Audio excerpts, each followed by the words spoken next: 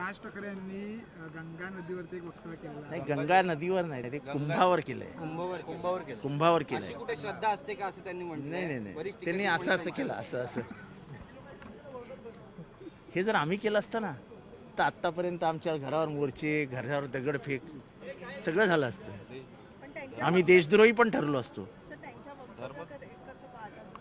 हे पण त्यांचं त्यांनी मत व्यक्त केलं आणि माझं तेच म्हणणं असतं की भारतामध्ये सगळ्यांना सगळी मतं व्यक्त करण्याचं स्वातंत्र्य आहे.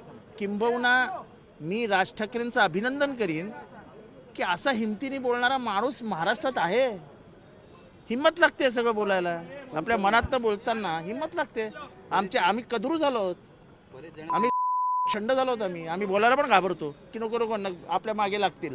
बिंदास बोललेत राज ठाकरे जे मनात येते आणि ते अनेक भारतीयांच्या मनात आहे. म्हणजे योग्य कुठेतरी प्रबोधनकार आठवले माझा आता ते उशीर मागे नाही, त्याच्या डेअरिंगला सलाम.